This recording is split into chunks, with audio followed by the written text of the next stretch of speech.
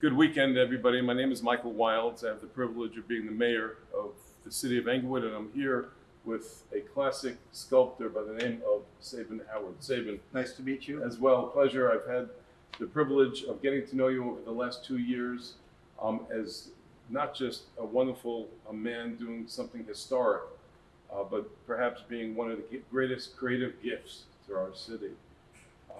Tell us about this project that you're embarking on and what the timeline is.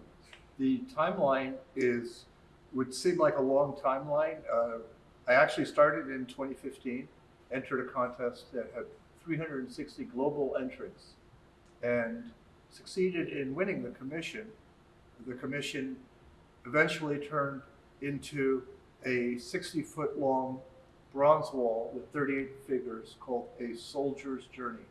Amazing. And we're sculpting that now directly in clay in Englewood, in this studio that we now sit in. A studio about 2 blocks from City Hall, a 60-foot sculpture, which is probably the largest or the longest sculpture in America's history. Yeah, it's one of the largest sculptures in the Western Hemisphere. And it really harkens back to the art of the Renaissance and Greco-Roman art, and a just very rich tradition of figurative art. So there are hundreds of people applying for this. What went into the thought on what kind of relief, what kind of story you were going to tell? There's an aspect here that this is public art, and it's going in a very prestigious location, 150 yards from the White House, Pershing Park. And the unveiling is May of 2024. So most visitors that come to Washington are looking to understand the history of our country. Something had to be created that would be visceral, dynamic, dramatic, and really excite the visitor. So I came up with the idea of a story that anyone from any part of the planet would understand. And if you walk from the left side to the right side, the tale unfolds. It's a hero's journey, and it has 3 elements. It's the element of an allegory of the United States told by a father that leaves home, enters battle, and from this is transformed, returns home, hands his helmet to his daughter, which is the next generation. Amazing. You describe it with such passion, visceral, moving. How do you create something like this? And it's a 6 to 9 year project, right? You started in 2015. Yeah. Memorial Day is at 2024. It'll be Yes. released. Yes. So how do you keep the activity going for so long, and the movement and the interest? Well, the whole aspect here is that we didn't arrive at the initial composition instantly. I went through 18 iterations, 12,000 shots with live models reenacting stories. And then from that, I had to go through a whole series of agency approvals in front of committees, which is very dangerous in terms of making art. So I can imagine the politics of this. I can imagine the storyline. Are you sleeping, or you're out someplace and you see a figure, you see a movement, and then you change the storyline? What goes into that? The story honestly has to be something that it's fitting to represent something that is so tragic in transforming the globe. World War I has a huge impact on who we are today and how we see ourselves as humanity and society. And the big aspect here is create something that is transformative, easily understood, and dramatic. And so I came up with the idea of make something sculptural, because sculpture outlives us all, yet at the same time, make it so in some way you can really bring people into it and give them something that is cinematographic, like a movie. So as you walk along from the left to the right, the scenes change, and the visitor becomes an active participant in seeing the story in front of them 3-dimensionally. An amazing experience for me to come with my dad and my other family members through the last 2 years watching you sculpt different characters. And I have to say that this show that we're taping is going to appear in 19 countries, where World War I means something different to each person who has a different accent. And as they walk left to right, they're going to have a different experience. Yeah. What was your sense of World War I before you started in this project? And what is your sense of World War I now? The sense that I had before I started it is in the United States, it's not given enough importance historically. It was usurped from the United States by the Great Depression. But once I entered into the project and I began to see how this was not a war of just numbers and machines and just destruction. This was a war that affected many people on an individual level. And so when you start looking at imagery of people leaving their hometown on a train, saying goodbye to their wife or their parents or their children, you begin to realize that the effect will continue historically into the next generations. What a huge responsibility. Yes, it To is. carry the nobility of that expression. Yes. And do you feel connected to those families when you're sculpting with such painstaking detail? I want to say thank you for using the word responsibility, because responsibility implies a sense of the sacred, and the sacred implies the sense of having to sacrifice something. So as an artist, I give all of myself to this project because what I am doing represents the previous generations that brought me to who I am and where I am today in my own life. How affected do you think America is by this conflict and what the lessons learned, having lived through the things that surrounded World War I, the pandemic and so forth?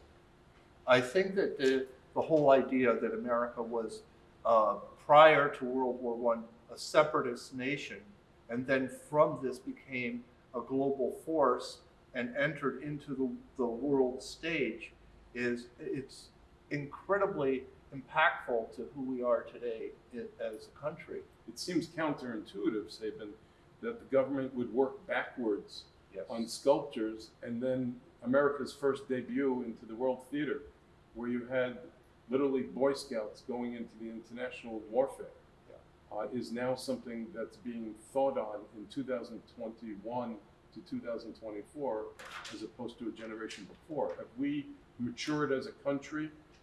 And I say this to you because I see you as a student of history as you're sculpting this. Well, I think at this moment, the globe is in need of something that really deals more with the sense of unification rather than the sense of separating us as a species. And so my sculpture, even though it is a memorial to the Great War, it is for myself and my sculptors a piece about healing and the sense that all these people that partook in this war and all the people that went to a different place from where they actually lived and grew up, the impact on those families was beyond description. It's huge. It was a more brutal combat and warfare than later conflicts. Do you have a sense? Because I know you have all the equipment, the rifles, the uniforms, and you got your hands dirty on the belts, on the way people engaged in battle. Was this more brutal than most people realize? I think that the numbers are shocking when you look at, let's say, something that happened in New York City with the World Trade Center. That this is something that is a horrible massacre, 9/11. When you look at those numbers and then you look at the numbers of World War I, which are 22 million, Amazing. is how can that be something that is just put away and not talked about? And it must have been a lot harder to develop this without, mother-in-laws and other people leaning over your shoulder with their opinion, because it's 100+ years already away from you. What was that like? Well, in the initial construction of the composition, there was a lot of input from the agencies, the client, the donors, and all the people that wanted to have a stakehold in the project. And at a certain point, I had a eureka moment in my realization that you need to hold on to your vision and sculpt something that you know. So I returned to the idea of the Last Judgment. where I understood very clearly Michelangelo's vision in the Sistine Chapel, where every single person in that painting meets his maker. And so we are all Connected. destined for mortality. Amazing. Now, you take all of this nobility, all of this responsibility, and you decide to embark on this project. How did you find Englewood?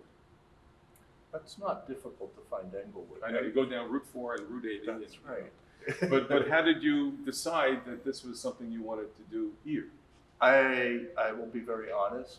I had a studio in the South Bronx, and I was right next to a moving company. It's too much noise. Yes, and so the moving company moved over to Jersey, to Fort Lee, and I asked them, so where do you think is a good place in Jersey? Because I'm looking for a large space that has quiet, and I can actually do what I need in the studio, which is create natural light. And that's why I came to Englewood, because I was looking for a place that's close to New York City, and at the same time, you have a sense of peacefulness Wonderful. and tranquility. And I should say, as the city's mayor, the city of Englewood, which was a bedroom community in Wall Street, has some of the most diverse backgrounds and talent. Yeah. Tell us about the diversity and the models that you used. Well, this is an interesting thing you're bringing up, because it's like I started with models out of New York that were actors, and what's happened right now is we've shifted towards using veterans that have lost their comrades in arms on the battlefield, veterans that have fallen out of airplanes and, you know, cratered 700 feet below, and as well as Navy corpsmen who have actual personal experience in what it is to go to war and be in an army. So you're reflecting on the majesty of their service as their story is enshrined for 1,000 years in a sculpture like this. Yes. And they are the only relics left of battle. How do you connect them to the World War I experience? The sculpture, first and foremost, is meant to serve. I am in service of those that serve our country. That is my job. My job is to create something that is not boring, that is visceral, that brings the visitor a sense of emotion internally, so that when they leave this memorial, they will be affected by the concept of war, and that war is not necessarily something that will ever go away, but there is a sense of nobility in the aspect of going and defending the freedom of one's country. Amazing. And those veterans are the ones that actually that embody that ideology. Many of us who went into public service believe that it's a trust Yes. with the community, and I have to tell you that I'm humbled by being asked to be one of the models, although I don't know what the commitment's going to be, and if my mother-in-law really wants me enshrined for 1,000 years outside of the White Well, House. now you have beat mortality, because That's right. you will be forever remembered in bronze in Washington, D.C. But my story is a second-generation immigration lawyer, where I'm a grandson of a Holocaust survivor, where international conflict in America has always been deemed as a safe haven. In fact, that's the title of the book that I wrote, Safe Haven in America, Battles to Open the Golden Door. The fact that America has always been this ideal, this dream, this utopia for the greatest entrepreneurs and risk takers. How proud are you to be an American now with this kind of narrative? I think, honestly, that this country has massive potential for anyone that actually will grab the reins of their destiny and say, this is my life, I'm responsible for myself. There is no limit on what you can become in this country. Amazing. And you instilled that by selecting people from different stations in life. Yes. And tell us about some of the mediums that young people are going to learn 100, 200 years from now. How are they going to connect with the sculpture in this journey? And what did you do to bring in the more current conversations that we have through our nation into the sculpture? The sculpture, prior to any of this political conversation around gender and race, prior to any of this, I entered into the project thinking, because I'm half Italian, I entered into the project thinking the United States is a melting pot. It is not made up of one specific type of person. It's from everybody in the world. So I thought about this instantly, and the first impactful thing that came to me was like, this is not only about men going to war. It's not about the glorification of war. It's also about the families, the wives, the children that are so affected by war. And it's not only about a specific type. So I included every single race that I could think of in the project so that there's no sense of specificity. This is everyone. Everyone is included. And every single figure here except one is interlinked with the others.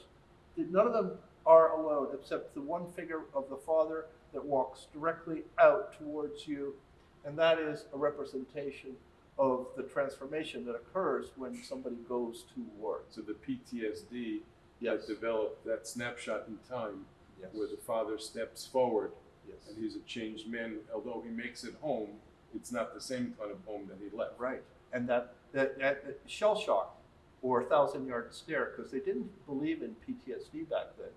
So that shell shock look that he has as he walks forward is also the transformation and an allegory of that transformation of the world and the United States. How does it infuriate you as a man who's embraced the creative and is one of a handful of people with the talent that you have in the world? Thank you. How does it infuriate you that there would be such a loss of life over politics or differences?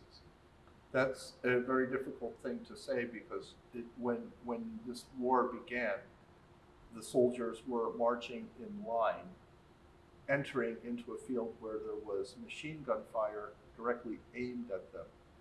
And this did not actually change the way governments continued to feed these soldiers into a meat grinder with no Choice. care for human life.